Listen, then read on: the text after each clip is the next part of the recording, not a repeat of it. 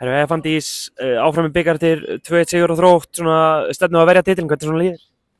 Bara vel, frábær sigur, karaktersigur í okkur. Við höfum verið í ströggli í deildinni en nú þetta bara ný keppni og okkur langar að vinna þennan titil.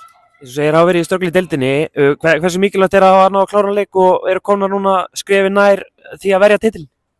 Bara mjög mikilvægt, bikarkeppni bara allt önnur keppni þannig að við erum ekkert að taka það með okkur inn í þessa keppni það sem að gerast í deildinni en þannig að við erum bara þvílíkt sáttar við þetta. Fyrri hálfleikurinn var svolítið á lítið tempó í báðum liðum, hvernig fannst þér hann spilast? Ef þú átti reyndar frábæra sendingu hann í markinu, fyrir utan það ekki nú mikið að gerast hann í fyrri hálfleikum? Nei, bæði lið kannski að verja markið sitt mikið en mér fannst við svona í heildinni fyrir hálfleik sterkari en svo fannst mér þær taka full mikið yfir hérna í seinni hálfleik. Síðar hálfleikurinn einmitt það var bara mínum að eitt leið á vellinum, Þróttararnir óði færum, þið refsið bara sem lið gera, það er bara frábært, bara þýtur að vera sátt með það.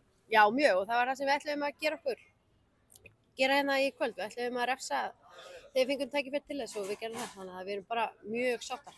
Hvað gefur þetta ykkur inn í framhaldi, núna er reynda stutt í landsleikleik, hvað gefur þetta liðinu í framhaldi í deildinni?